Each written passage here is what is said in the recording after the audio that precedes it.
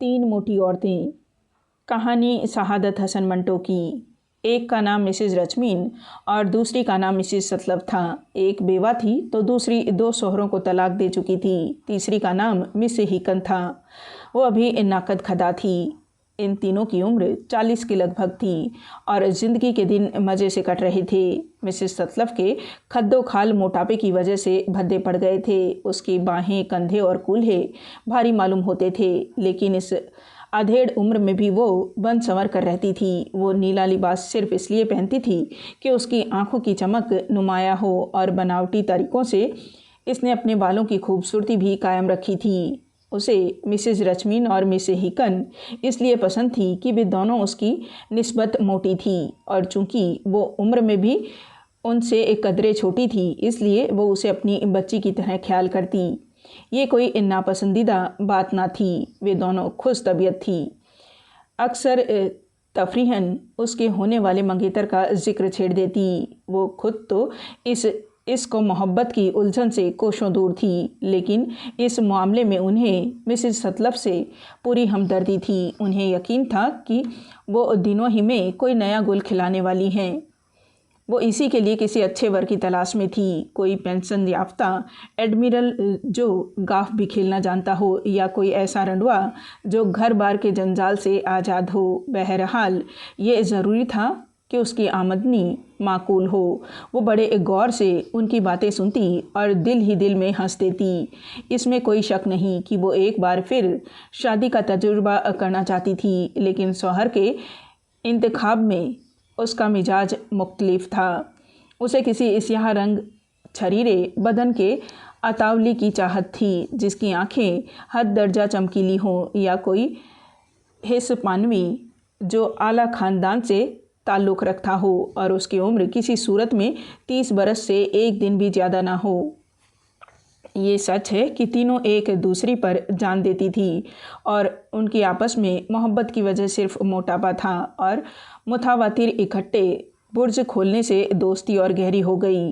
उनकी पहली मुलाकात उस बसात में हुई जहां ये एक ही होटल में ठहरी थी और एक डॉक्टर के ज़ेरे इलाज थी। मिसेस रचमीन खुश शक्ल भी थी। उसकी नशीली आँखें, खुरदरे गाल और रंगीन होठ बहुत ही दिल फरेब और दिलकश थे।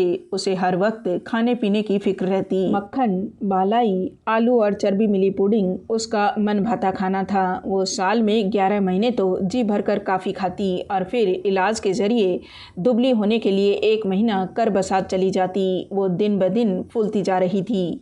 उसका अकीदा था कि अगर उसे मन मर्जी की खुराक खाने को ना मिले तो ज़िंदगी बेकार है, मगर उसके डॉक्टरों को इस बात से इत्तेफाक ना था। मिसेस रचमीन का ख्याल था कि डॉक्टर कुछ ऐसा काबिल नहीं, वरना क्या अजीब था कि वो ज़रा दुबली हो जाती। उसने मिस हिकन से इस बात का जिक्र किया। वो बस एक कहा लगाकर खामोश हो गई।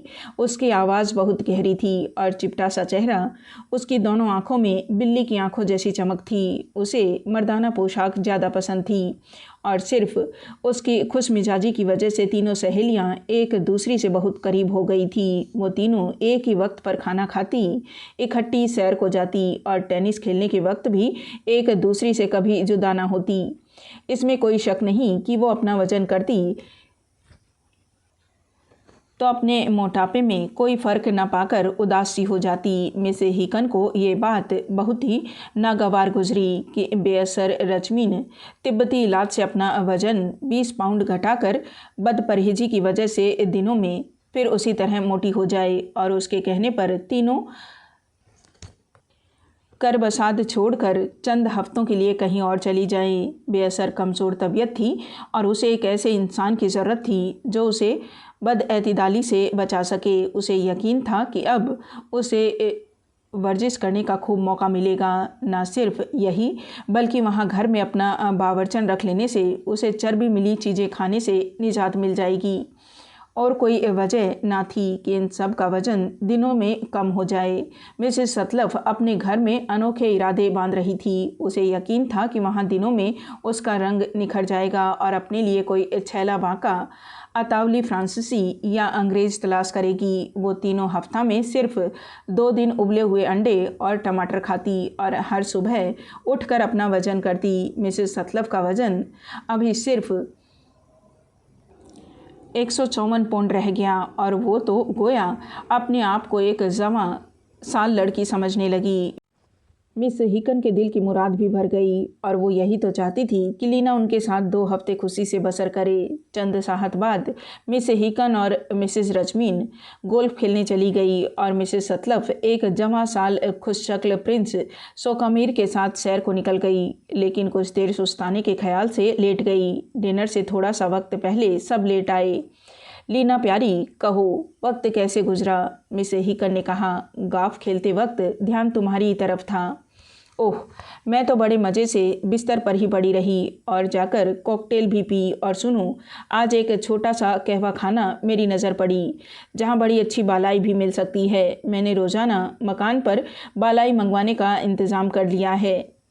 उसकी आंखें चमक रही थी और उसे यकीन था कि वो तीनों उसकी बात को सराहेंगी। तुम कितनी अच्छी हो लीना, मिसेस हिकन ने कहा, लेकिन अफसोस कि हमें बालाई पसंद नहीं। ऐसी आबो हवा में ये हमें रास नहीं आ सकती। ना सही, मैं जो सलामत हूँ, लीना ने मुस्कुराते हुए कहा। तुम्हें क्या अपनी शक्लो सूरत की कोई परवाह नहीं? मिसेस सतलफ ने मुंह बनाकर कहा। मुझे तो डॉक्टर ने बालाई खाने को कहा है। क्या उसने मक्खन, रोटी, आलू और चारों ही चीज़ें तजवीज़ की है?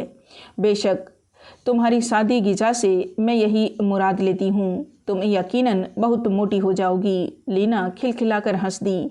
रात को उसके सो जाने पर देर तक तीनों नुक्ताचीनी करती रही। आज शाम उनकी तबीयत कितनी शगुफ्ता थी, लेकिन अब मिसेस रजमीन बेजार सी नजर आने लगी। मिसेस सतलफ अलग जली बैठी थी और मिसेस हिकन का मिजाज भी ब्रह्म हो चुका था। मैं कतई बर्दाश्त नहीं कर सकती कि वो मेरा मन भाता खाना मेरी आंखों के सामने बैठकर उड़ाए, मिसेस रजमीन ने जरा तल्खी से कहा। ये तो कोई भी बर्दाश्त नहीं कर सकता, मिसेस हिकन ने जवाब दिया। आखिर तुमने उसे यहाँ बुलाया ही क्यों? मुझे इस बात की क्या खबर थी? अगर उसके दिल में अपने मरहूम शौहर का ज़रा भी ख्याल होता तो वह कभी पेट भर कर न खाती। उसे फौत हुए अभी 2 महीने तो गुजरे हैं। अजीब मेहमान है कि उसे हमारी मर्जी का खाना ही पसंद नहीं। सुना वो कल क्या कह रही थी? उसे डॉक्टर ने मक्खन, रोटी, आलू और बालाई खाने को कहा है। उसे तो फिर किसी सिनोटोरियम का रुख करना चाहिए। वो मेहमान है तो तुम्हारी, हमारा तो उससे कोई रिश्ता नहीं। मैं तो मुतावातिर 2 हफ्ते तक उस पेटू का तमाशा देखती रही हूँ। सिर्फ खाने पीने की ज़िंदगी का मकसद समझ लेना बड़ी बेहूदगी है।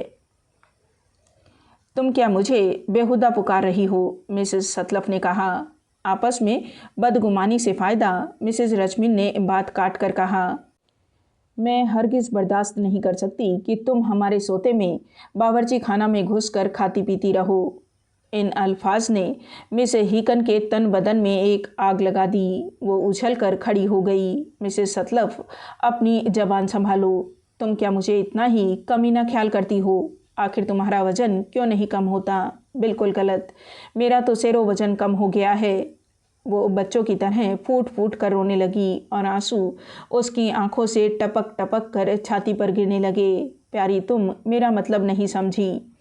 ये कहकर मिसेस सतलफ घुटनों के बल झुकी और उसके जिस्म को अपनी आगोश में लेने की कोशिश की। उसका भी दिल भर आया और आंखों से आंसुओं की लड़ी जारी हो गई। तो क्या मैं दुबली दिखाई नहीं देती? मिस हिकन ने हिचकी लेते हुए कहा। हाँ बेशक, मिसेस सतलफ ने भर्राई हुई आवाज़ में जवाब दिया। मिसेस रजमीन भी, जो फिक्रतन निहायत कमज़ोर तबीयत माक्के हुई थी, अब रोने लगी। ये मंजर बहुत रिक्त खेज था। मिस हिकन ऐसी औरत को आंसू बहाते देखकर संग दिल इंसान भी मोम हो जाता। बिल आखिर उन्होंने अपने आंसू पोंछे और एक ने ब्रांडी और पानी के चंद घूंट पिए। वो अब इस बात पर मुत्तफिक थी कि लीना डॉक्टर की हिदायत के मुताबिक अपनी मन मर्जी की ग़िज़ा खाए। आखिर वो उनकी मेहमान ठहरी। उनका फ़र्ज़ था कि हर तरह का कलेजा ठंडा करे। उन्होंने एक दूसरी का गर्मजोशी से मुँह चूमा और अपनी अपनी ख्वाबगाहों में चली गई। ये सच है कि इंसानी फितरत बहुत कमज़ोर है और उस पर किसी का कोई इख्तियार नहीं। ग़िज़ा के मामले में अब हर एक अपनी मर्ज़ी की मालिक थी। उन्होंने मछली के कबाब शुरू किए तो लीना की सिवैयाँ, मक्खन और पनीर पर बसर होने लगी। वो हफ्ते में 2 बार उबले हुए अंडे और कच्चे टमाटर खाती। लीना मटर के दाने बालाई में मिलाकर खाती। उसे अब टमाटर को मुख्तलिफ मसालों में पकाकर खाने का शौक़ चढ़ रहा था। उसका खानसामा भी बड़ा बामज़ाक था। वो हर बार एक बेहतर चीज़ तैयार करके मेज़ पर चुन देता। लीना ने एक मौका पाकर ये भी कहा कि डॉक्टर ने उसे लंच पर बरगंडी की अरगवानी शराब और डिनर पर चैंपियन इस्तेमाल करने को कहा है। इन अल्फाज ने तीनों सहेलियों को दम बखुद कर दिया। वो अभी अभी हंस खेल रही थी, लेकिन यकायक कैफियत बदल गई। मिसेज रश्मिन का तो गोया रंग जर्द पड़ गया। मिसेज सतलफ की नीली आंखों में एक खौफनाक सी चमक पैदा हो गई और मिसेस हिकन की आवाज़ भर्रा गई। ब्रिज खेलते वक्त वो बड़े नरम लहजे में एक दूसरे से बात करा करती, लेकिन अब बात बात पर बिगड़ने लगी। लीना ने उन्हें बहुतेरा समझाया बुझाया कि खेल के वक्त आपस में तकरार मुनासिब नहीं, लेकिन बेसद वो खुश थी कि खेल में शुरू से ही उसका पल्ला भारी रहा।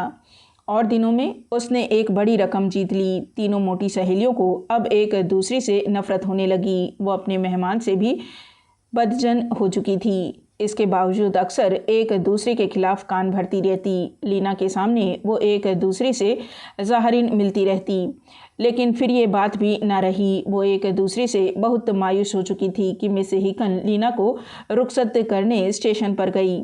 गाड़ी पर सवार होते वक्त वो बोली, मेरे पास अल्फाज नहीं हैं कि तुम्हारी मेहमान नवाजी का शुक्रिया अदा कर सकूं। तुम्हारी सोहबत बहुत पर लुफ्त रही, मिसेस हिकन ने जवाब दिया।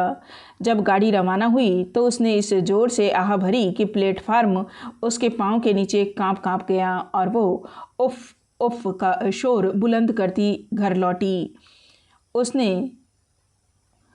गुस्ल करने का लिबास पहना और होटल की तरफ आ निकली। एकाएकी वो मचल सी गई। उसकी आंखों के सामने मिसेज रश्मिन नया पायजामा और गले में मोतियों की माला पहने बनाओ सिंगार किए बैठी थी। वो उसकी तरफ बढ़ी। क्या कर रही हो? उसके ये अल्फाज 2 पहाड़ों में बादल की गरज की तरह सुनाई दिए। कुछ खा रही हूँ।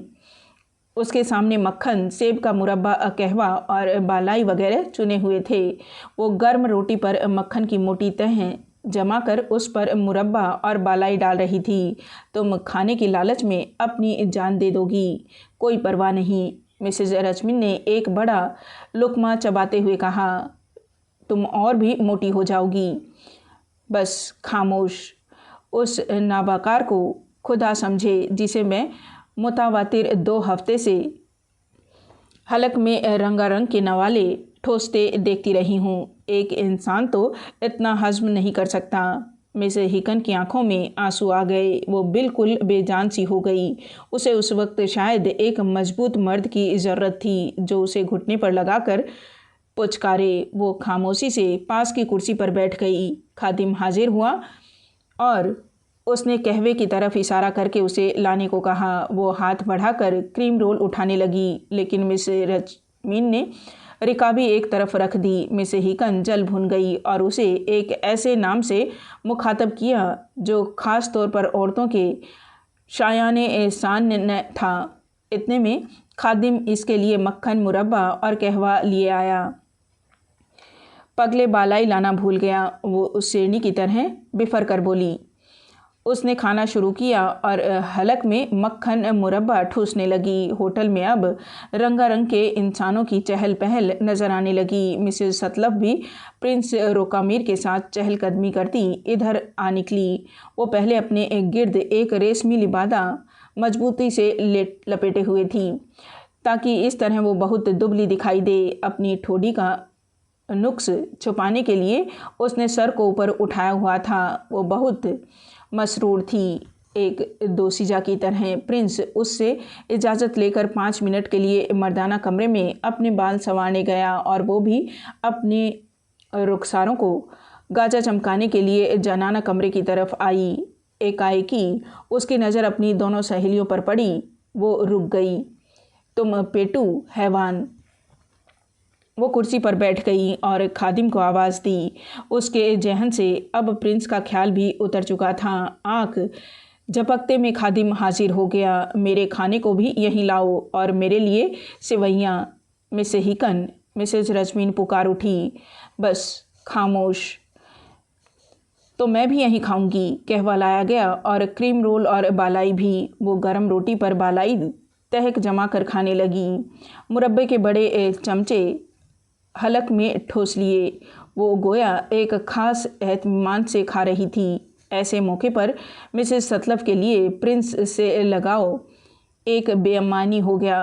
मैंने 25 साल से आलू नहीं खाए, मिस हिकन ने धीमी आवाज़ में कहा। मिसेस रजमीन ने फ़ौरन खादिम को तीनों के लिए भुने हुए आलू लाने को कहा। एक लम्हा के बाद भुने हुए आलू उनके सामने थे और वो बड़े चटकारे के साथ खाने लगी। तीनों सहेलियों ने एक दूसरे की तरफ देखा और सर्द आहें भरने लगी। अब उनके दरमियान गलतफहमी रफ़ हो चुकी थी और दिलों में इंतहाई मोहब्बत का जज्बा मौजूद था। उन्हें यकीन न था कि आज से पहले वो एक दूसरे से कतई तकल्लुफ़ पर आमादा हो चुकी थी। आलू अब ख़त्म हो चुके थे। होटल में चॉकलेट तो ज़रूर होंगे, मिसेस रजमीन ने कहा। क्यों नहीं। एक लम्हा बाद मिस हिकन अपना मुंह खोले हलक में चॉकलेट ठूस रही थी। उसने दूसरे पर हाथ डाला और मुंह में डालने से पहले दोनों सहेलियों की तरफ नज़र उठाए नाबारक लीना को कोसने लगी। तुम जो चाहो कहो, लेकिन ये हकीकत है कि वो ब्रिज खेलना नहीं जानती। बेशक, मिसेस सतलफ ने इत्तेफाक करते हुए कहा। मिसेस रजमीन का जेहन उस वक्त किसी लजीज केक की फिक्र में था।